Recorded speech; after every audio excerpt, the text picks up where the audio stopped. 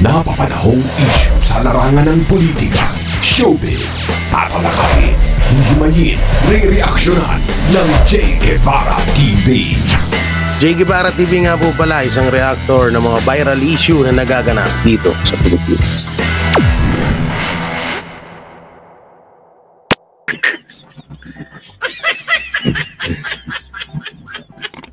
Oo nga pala, may ano yan tawag dito. May chat yan hindi na daw siya lalaban sa akin. Ang title niya, dapat maging aral sa lahat ang kaso ni former President Duterte. May kaso na ba si former President? Hindi guys, tanong ko lang sino ba yung mga ano dyan? May kaso na ba si Tatay Digong? May kaso na?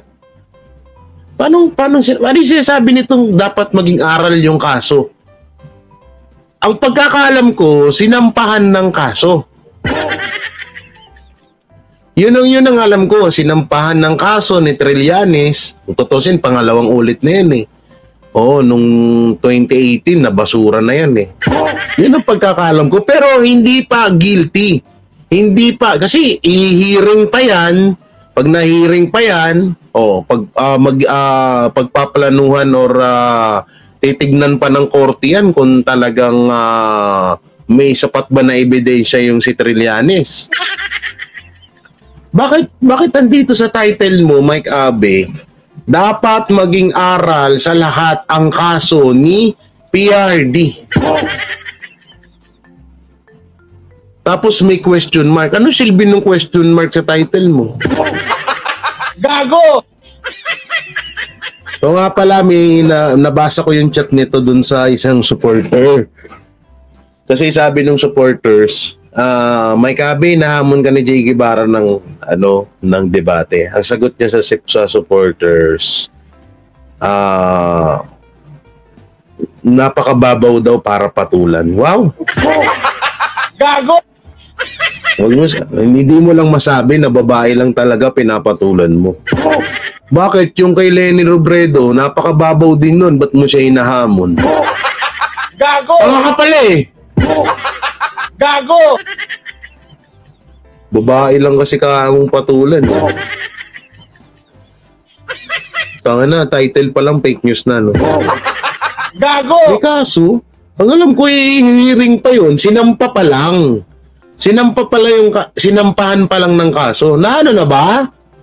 Naglabas na ba ang korte ng hindi pala ko, tag din? DILG ba? DOJ. Ano bang yung nilapitan ni Trillanes? Nakalimutan ko. Naglabas na ba na may kaso na? Confirm na ba? Pinayagan na ba ng korte na kinasuhan na talagang talagang guilty si Duterte at si Bongo, si Senator Bongo? Yan ang sinasabi nitong hype na to. Gago! Dapat maging aral sa lahat ang kaso ni former Duterte. Former President Duterte. Paano magiging aral? Wala namang kaso si Tatay Digong. DOJ yan, DOJ. May nilabas na ba ang DOJ na guilty na ang o nahatulan na ng guilty yung sinampang kaso ni Trillanes laban kay Duterte at kay Senator Bongo? Wala pa naman, di ba? So ano na naman katangahan to, Mike Abe? Gago! Linggo na linggo blood mo ko. Sinabi ko naman sa'yo, nakachat ko si San Pedro nung nakarang araw. Hindi ka nga daw niya tatanggapin.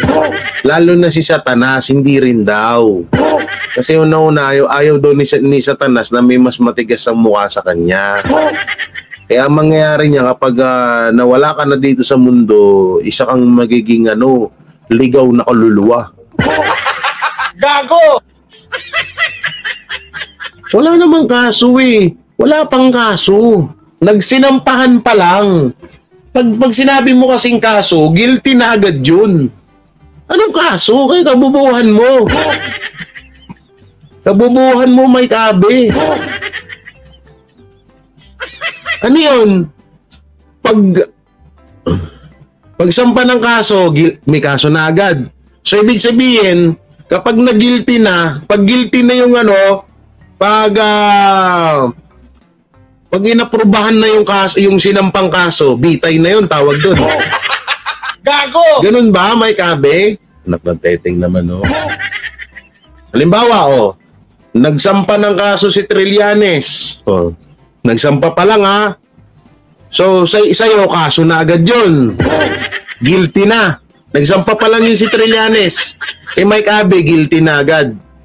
Tapos, kapag na sang-ayunan ng korte yun, yung sinampa ni Trillanes ay approved na or talagang may sapat na ebidensya na inilabas itong si Trillanes, so ang tawag ni Mike Abe doon, bitay na. Gago! Bitay na agad, no? Ang galing. Next life pa yan ata kung nagkaroon ng kaso. Ewan ko dito kaya, no? Kay Mike Abe. Okay, panoorin natin. Alam nyo, ibang level na yung kahalawin ngayon. Di ko alam kung ito ay dahil sa malapit ng eleksyon, yung midterm election, kailangan ng 12 senador na ating ihahalal, o napapanahon lang dahil nga sa ang dating Pangulong Duterte ay wala ng immunity, tapos na nga po yung term niya, at naglalabasan po itong mga posibleng kaso at kasalukuyang kasong kinaparap. Hindi lang yung ICC. Kaso at kasalukuyang kaso na hinaharap. Okay? Hindi lang yung bagong kasong plunder na ipinal ni Senador Trillanes.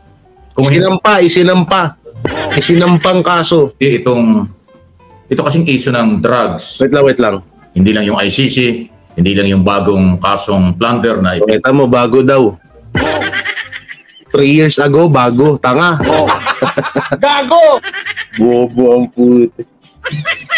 Ibinasura na nga yan 3 years ago. Kaya nga sabi ni Bongo, diba, lumang tugtugin. Gago! Hindi minsan Mike Abe, ano kayang pakiramdam kapag napapanood ng mga kamag-anak mo yung video mo? Hindi kaya napapakamot na rin sila sa ulo na tangan nito ni Abe, Gago! Hindi kaya napapaganon sila sa'yo, Mike Abe? Kasi isipin mo, sinampa pa lang yung kaso, para sa'yo may kaso na. Paano kapag nagkakaso na yung tao, di bitay na? Gago! Dapat di mo pinapatulan yan. Gusto ko kung ayaw mong kung ayaw mo manood Jan Lau Yaso, di wag ka manood. Gago! Pero dapat wag mong patulan. Anong silbi namin dito? Gago! Anong silbi ko? Kaya nga nandito ako Ito yung ito yung niche ko. Kung sa kanta, ito yung genre ko. Supalpalin yung mga tanga-tanga mga vlogger. Gago! Huwag pansinin. Kaya ang dami namimihasa, pati yung mga ibang Duterte vloggers, nagiging tanga na nang sinasabi, huwag pansinin, Putay na nung silbi namin dito. Hindi namin papansinin tong mga kumag na to. Na-high-blood mo ako linggong-linggo Hindi doon huwag ka manood. Pinal ni Senador Trillanes, kung hindi ito kasing issue ng drugs, human rights violation, at another corruption nakikita ng Kongreso.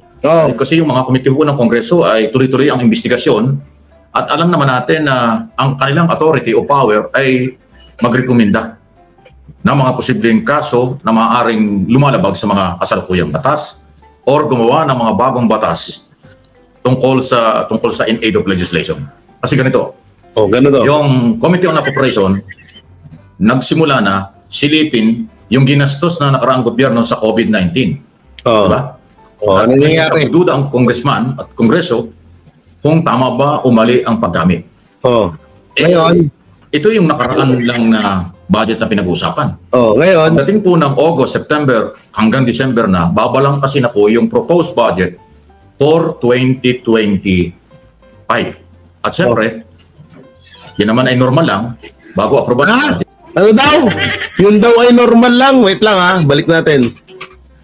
Play. Na babalang kasi na po yung proposed budget. Pagdududa ang congressman at kongreso Oh, babalangkasin. Eh, ako, saan nanggagaling yung mga ganung mga kataga mo, Mike Abby? Babalangkasin? Anong babalangkasin? Sasabihin mo, kukurakutin na. Rekta mo lang kasi. Nung babalangkasin. Ano ibig sabihin ng balangkasin? Guys, anong salita yun? Sorry hindi ko alam. Babalangkasin. Babalangkasin. Alien talaga to. Guys, ano yun? Anong salita yan? Babalangkasin. Babalangkasin. Hindi, ano ko lang, it's so very not familiar to my era. Oh, babalangkasin. Babalangkasin. Firework. Prime work. Ano yan? Kakawatin. Yun ba yun? Himayin. Anong himay pinagsasabi nito? Why may kabi ng himay? Hindi himayin kukurakutin yun. Gago! All words. All words pala. Gurang na talaga to si Abby. Gago! All words. Sorry. All words pala. Kaya malalim na Tagalog. Balangkas means structure. Hihimayin. Tagalog yung babalangkasin. Tagalog pala. Akala ko alien to eh. Sorry Sorry Mike Abby nagkamali ako dun Gago! Naghanda ng asin ay buwisit. Babalangkasin. Kung tama ba o mali ang paggamit. Ito yung nakaraan lang na budget na pinag-uusapan. Pagdating po ng August, September hanggang December na, babalangkasin na po yung proposed budget for 2025. So, yan na. Katulad ng sinabi ko kanina about sa pondo ng 2025 ayun, sabi nyo nga, hihimay-himayin na or paano ibig sabihin ng hihimay-himayin? Sa lahat po ng mga kapanood nyo nito, wag po kayong magagalit sa akin kung ano po yung sabihin ko kasi yung vlogger na to ang sisihin nyo. Kasi sabi niya, hihimay-himayin na daw or babalangkasin na.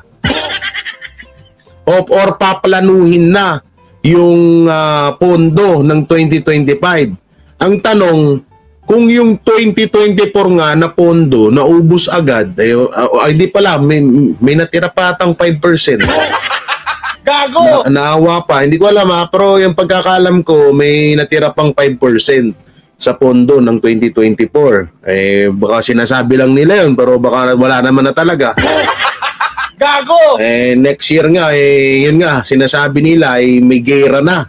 So kung halimbawa, parang tutugma pala yung sinabi ko na January, kukunin yung pondo ng kukunin yung pondo, buong pondo ng 2025 at February may gera na. So sa madaling salita, kumuha muna bago layasan. Gago! Galing na. So sabi ni Mike Abby, okay lang daw yun, playing. Siyempre, yan naman ay normal lang. Normal lang daw, normal. Okay, normal. Pero kung i-research po natin ang pagbawas ng pondo nung panahon ni Tatay Digong at nung panahon ngayon ni BBM may napakabilis. Kasi nung panahon ni Tatay Digong lalo na nung last term or yung, wait lang, ano bang term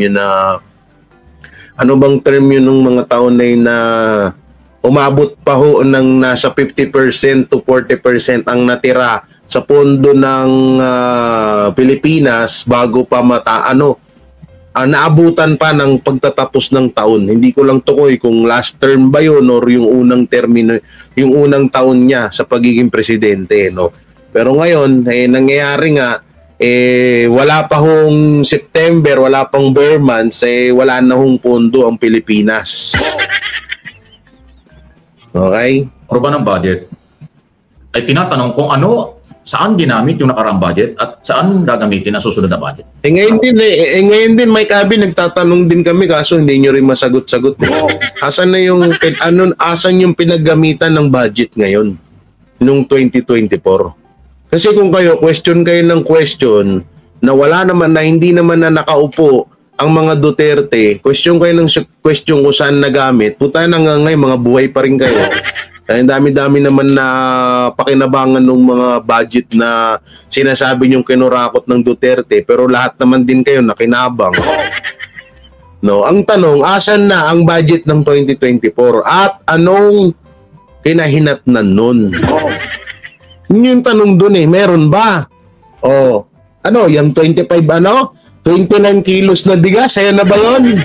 Baka yung ipagyayabang nyo sa amin, alalahanin nyo, binibili nyo yan, ha? Binibenta nyo yan. Ate Jingor po, shoutout po. Play. Definitely, mahuhukay, sisilipin yung budget ng lahat ng department. Lalo na ang Department of Health. So, isa yan. Sa sinimula na ni Congressman Timbo ng Marikina bilang Senior Vice Chairman ng Committee on Cooperation. May problema dyan ang nakaraang gobyerno dahil si Duque naipit yan. Hindi may paliwanag kung saan ginamit yung pera at siyempre kasama yan sa tatalakayin. Sunod, itong Committee on Dangerous Drug. Alam niyo, ito lang yan Mike Abe. Ito, paliwanagan natin si Mike Abe. Sabi nga ni Senator Robin Padilla, ang mga kulang sa pag-iisip, ang mga kulang sa pag-intindi ay kailangan nating paliwanagan. Ate Jingor po, shoutout ha. Ganito kasi yan, Mike Abe.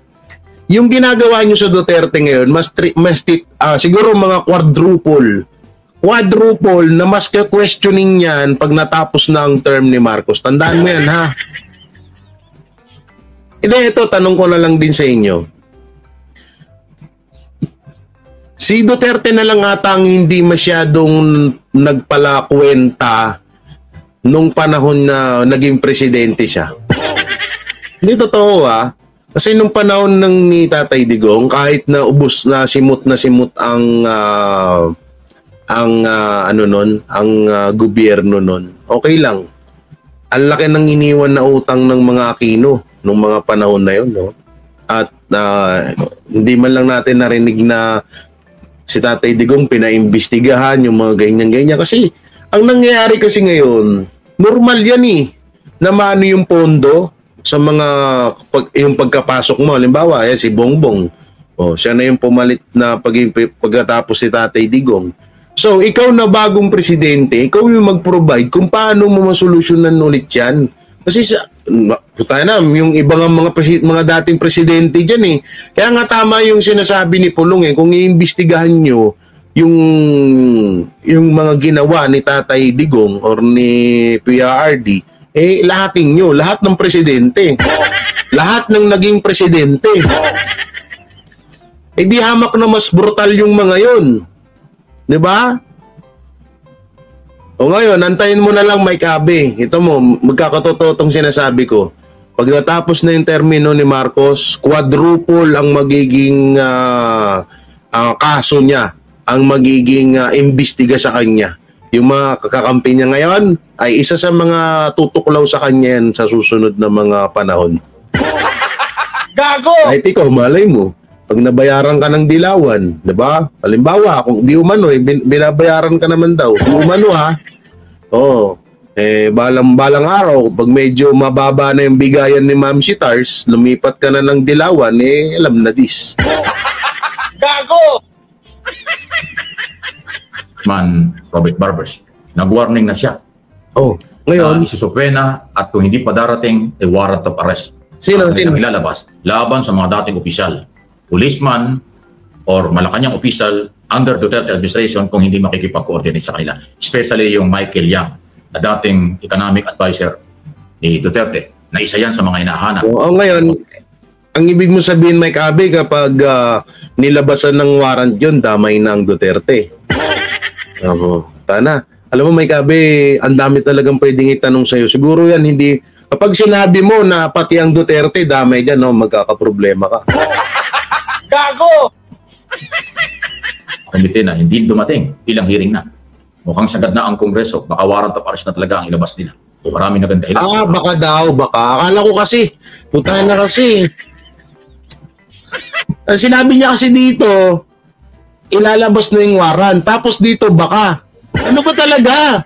Anak ng teteng naman, Sabi mo dun sa una, ilalabas na yung warrant pag hindi pa rin humarap ng humarap. Tapos dito naman, baka. Ibig sabihin, wala ka palang kasi... Ay, nako talaga. Paano ka rin eh? Ang tawag doon, pabitin ka rin. Ay ka, Mike Abby, oh. Sa abroad, busy raw, kung ano-ano. Pero halatang iniiwasan ang Kongreso. Hindi naman papayag ang Kongreso dyan. Yun. Committee on, Human Rights ni Congressman Diba Benio nagtatanong ka pa, nandyan eh, may script ka na dyan eh. Ay ka. Bante na ilang beses na rin natin nabanggit. Seryoso rin sila. At nagparating na nga sila ng kaalaman sa kampo ni Senador Bato de la Rosa at ni dating Pangulong Duterte na humarap sa public hearing. Dahil nga buhay ang mga komplena doon sa Tokhang double barrel campaign. So yun, nagkakasunod-sunod eh. Buhay naman talaga, alangan naman maging patay yun. Kaya nga nag-complain yun eh. Hindi, ito, ano lang pang pilosopo lang po na pakinggan. Pero bilang may common sense ako, kasi tangina mo. Gago! Ba't mo pa kasi kukwento yun, buhay na complainant? Malamang, may alangan naman namatay yun. Gago! Hindi na naging complainant yun. Saka ba nakita may kabe na patay na complainant? Katangahan mo. Ito may kabe, no? Yan, no, yung kaso. Dapat maging aral sa lahat ng kaso ni PRD. Ang tanong, may kabe, may kaso na ba? Sungarit ang puti. Ito ba? Ito.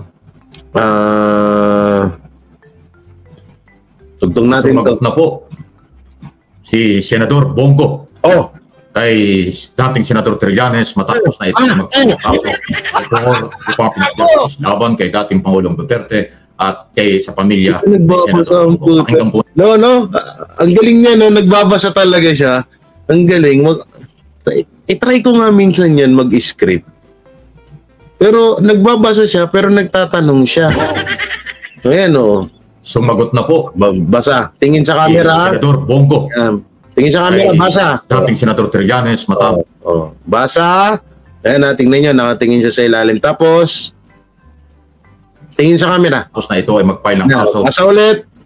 Before Department of Justice laban kay dating Pangulong Duterte at kay sa pamilya ni Senador Bongo. Pakinggan po ninyo etong mabilis na reaksyon at pahayag ni Senador Go sa isyong ito. Okay. Pakinggan natin. It's 1 year before the election, nilabas niya yan kasi apunta po ako sa pagtakbo ng 2019. Noong 2021 naman, i-recycle na naman.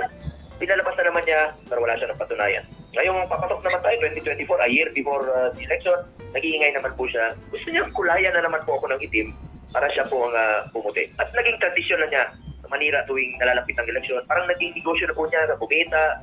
Ang tanong, sino bang nasa likod? Pakinggan natin sasabihin dito ni Mike Abby. Propaganda o black ops na ito. Baka yun po dapat niyang silipin yung mga nakapaligid sa kanya. Alam naman po ng taong bayan na isa siyang atakdo. At tamad yan si Trillanes. Yan ang totoong korupsyon. Bayad ka ng gobyerno noon, hindi ka naman nagtatrabaho ng maayos. Hayaan na natin na taong bayan po ang humusga. Hindi ko pa nakita masyado yung verified complaint. But this is essentially the same accusation. They heard, ano naman kinalaman po kamag-anak ko? Walang issues. Again, disadvantageous. Wala kami minakita na makalapit na. Ano haba nito? Yung sagot. Yan. So makino po yung sagot ni Senador Bongo, Christopher Bongo. Pagkatapos nga na siya isama, yan po sa reklamong ipinail ni dating Senador Trillanes before the Department of Justice. So malinaw yan. Malinaw. Noon hanggang ngayon, walang silang ginagawang korupsyon.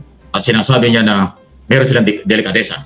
Ewan ko, para daw, atakdog ang tawag niya eh. Sino kaya ang nakutos?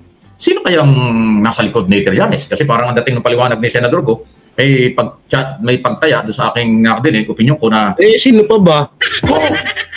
Tanaw, nagtatanungin mo yung mga manonood mo, ikaw alam mo, kabaro mo yan eh. Gago! Bobo rin to si Mike Abby, no? Tatanungin mo, ito kung sakali mang may nag-uutos kay Trillanes, sino pa ba? Gago! Bobo rin eh, no? Tanungin mo si Senator Bongo. Parang may siyang alam na baka may nasa likod. Sino kaya ang nasa likod ni Trillanes? Baka si Mike Abby. Gago! So ayan po, ang bilis ng sagot. Parang ilang oras lang ay kagad ay sumagot matapos nga po na i-file last Friday. Ikaw lang naman di sumasagot eh. Oh, ay, ano, kailan tayo magdedebate? Wala. Di alam nyo, ito, ako sasagot sa'yo, Mike Abe. Sasagutin kita. Alam mo yan si Trillanes, nag-iipon lang ng pondo yan, tatakbo ng senador yan. O, tatakbo ng mayor. No? Tsaka ito saan ka makakita problema ng, kung halimbawang maging mayor si Trillanes, tapos ganyan yung gawain niya, puta nakakahiya yun. Problema ng ibang lugar, poproblemahin mo. Gago! Hindi natin alam. Malay mo naman, wala naman talagang nasa likod ni Trillanes. Malay mo, hindi rin kami naniniwala na baka si Tamba. Gago! Katulad mo, ikaw, di ba? O, kaya kayo nag-away kaya mo uwi na lang niya, inaway, or binalahura ang kay OJC or si Pastor Apollo Kibuloy dahil hindi ka nakakuha ng 10 million mo. Hindi mo nakuha yung kagustuhan mo. Di umano sa kanila. O, ngayon, inaway mo na sila. Malay mo, si Trillanes din naman. Malay mo, may nagbabayad sa kanya. No? Tsaka, noon pa man, si Trillanes, gawain niya na talaga yan. Alam mo yung tipong, parang ano lang yan try and try until you succeed. Kaso kakatry ni Trillanes, wala naman nagsasucceed. Gago! Di ba? Ganun ang ginagawa ni Trillanes, try and try lang yan. Ngayon, kung ultimong si Senator Bongoy, nakikita niya na parang may nag-uutos kay Trillanes, ganun din naman naiisip namin Gago! Diba? Ay naku, haba-haba ng video niyo. Wala talagang kwenta to siya. Okay, ito lang. Kay Senator Robin. Ito. Senator Robin Padilla, masaya sa away ni Cayetano. Puta. At Binay, why? Tapos 3 question mark. Ilang views nito? June Lasik. Ay, naka 17K. Sikat pala, sikat. Ito, kakaiba ito. Kakaiba. Masaya pa raw si Senador Robin Padilla. Masaya pa daw. O, sino nagsabi? Sa nangyaring bangayan sa public hearing na nakita ng maraming mga Pilipino between Senador Alan Cayetano at Nancy Binay. Pakinggan po Alam niyo ito Alam niyo kung bakit binabanatan ni Mike Abe si Robin? Kaya nga yun yung sinasabi ko sa inyo No? Ayun yung sinasabi ko sa inyo, kapag may nakita itong si Mike Abe na kumampi or nasa panig ng kay OJC, nasa panig ni Pastor Apollo Kibuloy, kahit walang pagkakamali yan, gagawan niya at gagawan ng issue yan. Dati isa to sa mga taong puring-puri ni Senator Robin Padilla. Pero ngayon, binababoy niya na. Kasi alam niyo kung bakit niya binababoy si Robin? Kasi si Robin ang isa sa mga nagtanggol sa kay OJC, sa kay Pastor Apollo Kibuloy. Eto, napaka-bitter nito kay Pastor Apollo Kibuloy. Ulitin ko pa ba? Siguro, mas maganda siguro, gayahin ko rin siya, palagi kong ikwento from the top. Oo. Kada vlog kay Pastor, ikukwento yung mga kaso. Sige. Okay, ito, kasi alam nyo to, si Mike Abe, nang hihingi daw to di umano ng 10 million kay Pastor Apollo Kibuloy. Kaso hindi na pagbigyan. Kaya po masama ang loob niya. Di umano. Yun lang naman din yun na motibo naman din talaga. Kasi una-una, kung kami nga eto lang common sense na lang Kasi, di ba, maliit ang tingin niya sa akin, vlogger lang daw ako. Ito na lang common sense. Kung kami ngang mga vlogger, ang grabe yung pagpapahalaga, grabe yung pagmamahal na ipinapakita ng kay OJC, kahit hindi nila kami member, kahit hindi kami kabilang sa KOJC, sa kanilang samahan, yung pagiging mabait, yung napakagandang pakikisama, Yun yung pinapakita sa amin ng mga member ng KOJC, lalo na si Pastor Apollo Kibuloy. Vlogger pa lang kami nun ha. Eh paano tong mga to?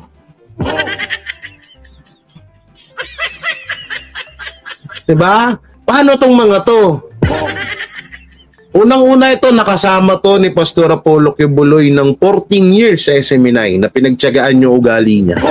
Na kahit ultimong mga babae, pinapatulan niya. Pero pinagtiyagaan siya ni Pastor. Diba? Tapos, nung hindi naibigay yung gusto niya, kasi nga feeling niya nga daw, eto yung mga kwento dun sa akin, kasi marami ako in-interview dun, hindi ko na lang babanggitin kung anong mga pangalan, pero marami ako na-interview dun. Eto kasi nagsimula to si Mike Abe, na sumama yung loob niya kay Pastor Apollo Kibuloy, nung hindi nga natupad yung kagustuhan niya na makahingi siya ng 10 milyon. Hindi ko lang alam kung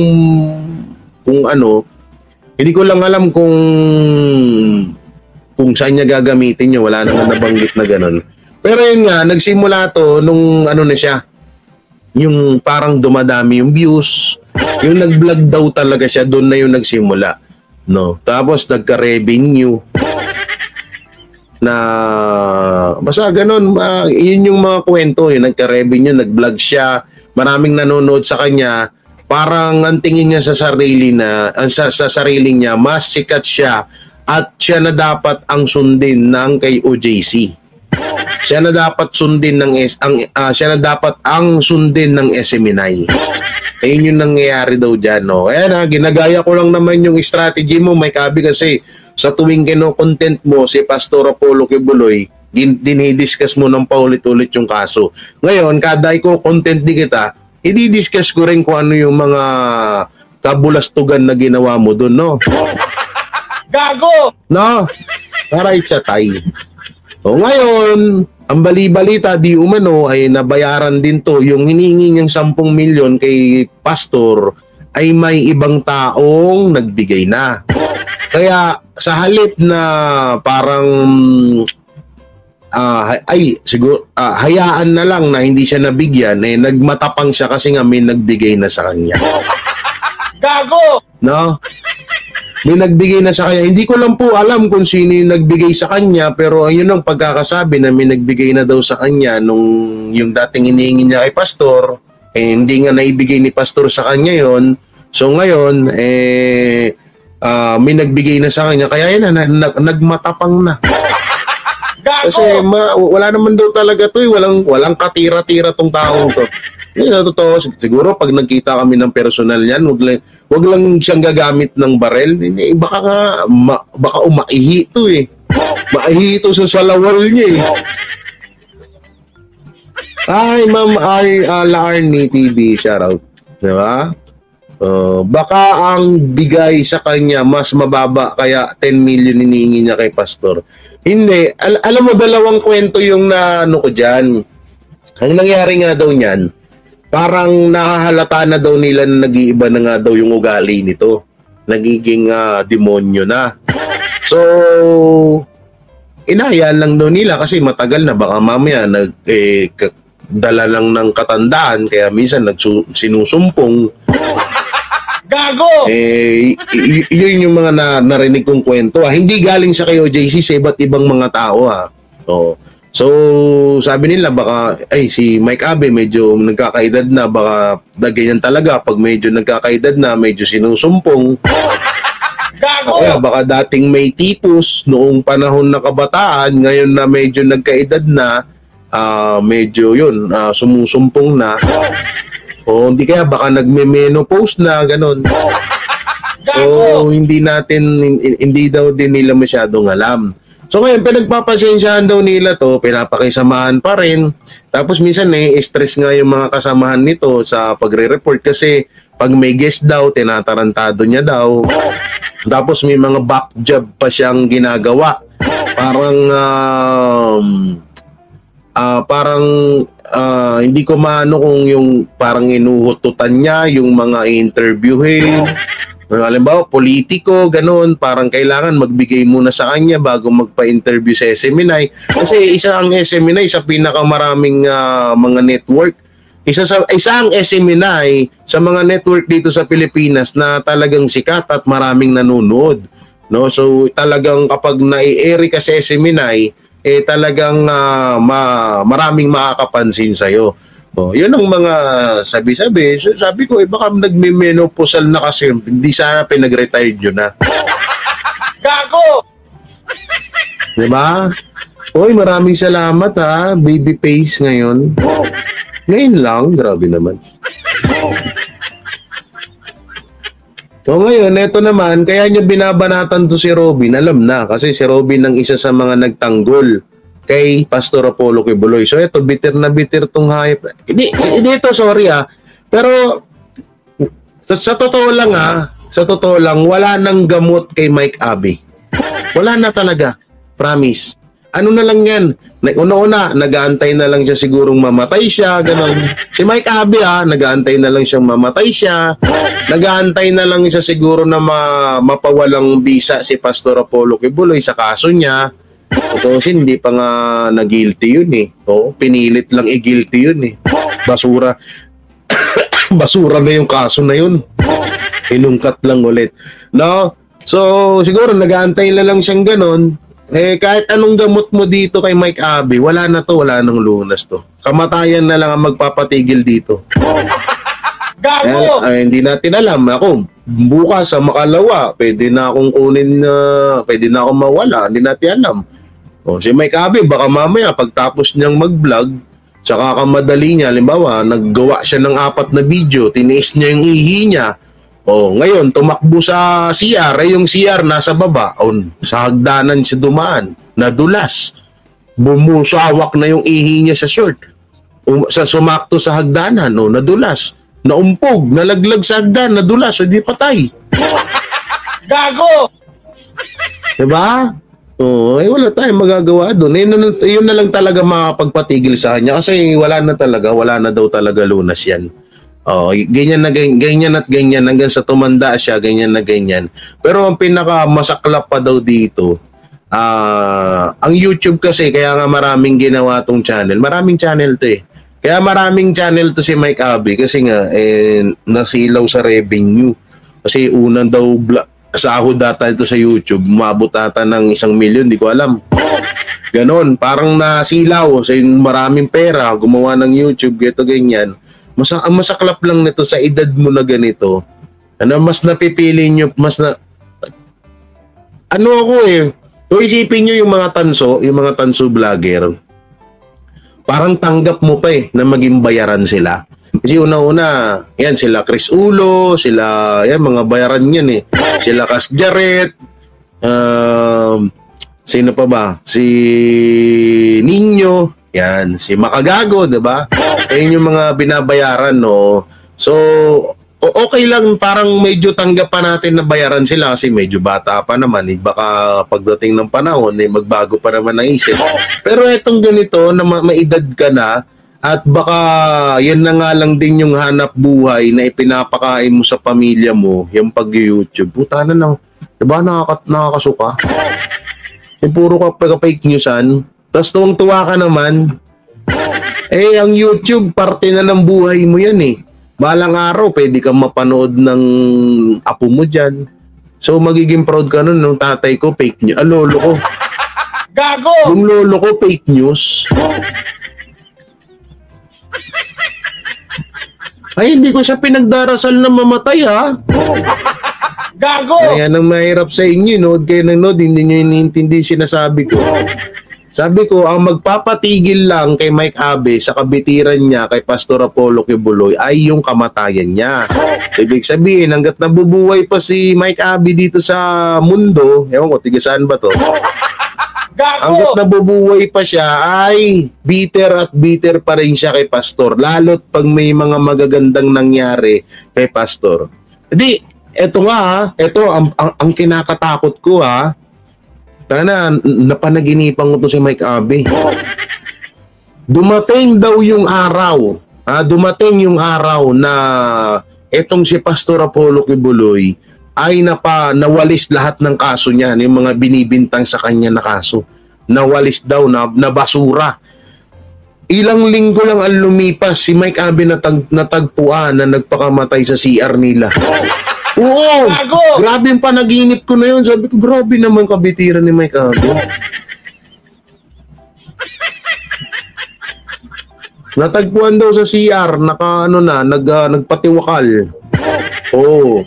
Dahil nga nalaman niya siguro na wala na yung kaso na ibinintang kay pastor ay nabasura na. O yun na yun. Tapos mga ilang linggo lang, hindi na nag-vlog, hindi na nag-live. Yung pala na-depress.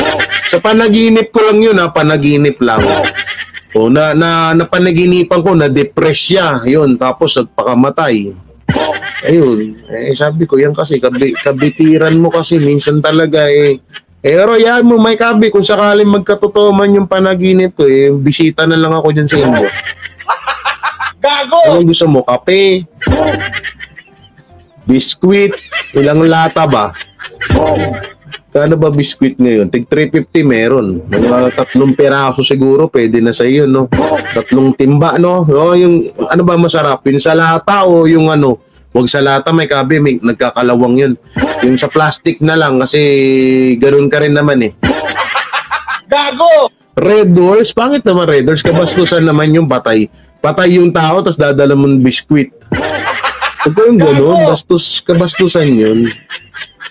Ngayon, eto naman, tinitira niya si Senator Robin. Panoorin natin. Yun, kayo nang bahala magpasya dito sa sinasabing ito ng inyong number 1 senador. Maraming nagtatanong sa akin, pero ako'y masaya sa mga ganong klaseng palitan ng mungkahi at naratibo kasi tayo ay nasa Kongreso. Yung mga ganong klaseng pag-uusap, talakayan, dapat nangyari yun. Lalo na ako. Ang ibig sabihin, ayun lang pala. Ayun lang pala yung sinasabi nito ni Mike Abe na na masaya daw si Robin. Ang ibig sabihin ni Robin, maganda yung talakayan na gano'n. Maraming salamat, Ate LK. Thank you. Maganda yung talakayan na gano'n. Na dapat nangyayari yun sa Senado. Hindi mo na-gets na naman, Mike Abe. Ang ibig sabihin ni Mike Abe, ang akala niya, masaya si Senator Robin dahil nagkainitan. Si Cayetano at Binay. Bobo talaga. Masaya siya kasi may debate. Alam mo ba yung debate? May usapang gano'n. Alam mo yung usapan? Ang hirap paliwanagan ng mga tanga, no? Gago! Kaya masaya si Senator Robin na dapat gano'n nga talaga sa Senado. Pero hindi ibig sabihin yung away. Labas yung away. Tanga ka? Gago! Bobo talaga. Tanga-tanga na pa doon kayo interview ni Senator Robin na yun. Usunod nga, Mike Abe, pag mag-ano ka muna, mag-research ka. Hayop ka, nakakahiya ka naman, no? Kung nakakahiya ka, Mike Abe, alam mo, minsan, tanong-tanongin mo mga tropa mo. Sabi mo, minsan nga, magkaaminan tayo. Sabi mo sa mga tropa mo to, ha? Mga tropa, minsan magkaaminan nga tayo. Tanga ba ako? Gago! Oo, tanong mo yun sa mga tropa mo na nakakapanood ng mga video mo. Tingnan mo kung ano isasagot nila sa'yo. Gago! Ang liwanag pakinggan natin Ito Maraming nagtatanong sa akin, ng inyong number 1 senador. maraming nagtatanong sa akin, pero ako'y masaya sa mga ganong klaseng Debate. palitan ng mungkahi. Palitan ng mungkahi. Debate pa ngayon mali pa ngayon nasabi ko eh. Alam mo yung palitan ng mungkahi. Hindi siya masaya dahil nag-away, tanga. Gago! Ay, bobo. Ibo, kasi tayo ay nasa Kongreso. Yung mga ganong klaseng pag-uusap, talakayan, dapat nangyari yun. Lalo Malakayan, pag-uusap, ang sinabi, hindi away. Ang Gago! tanga talaga. Bakit ganyan ka katanga? Gago! Iniyabangan mo ko 35 years ka sa media tapos ganyan ka katanga. Gago! Siguro kung nabubuhay pa si Mike Enriquez tapos mapanood ka niya, mas pipiliin niya na lang na mamatay ulit. Gago! Hindi, sorry kung nadamay yun pero puta na walang ganitong media na kasing tanga mo. Gago! Bubu, Robin Padilla, masaya sa away ni Cayetano at Binay. Why?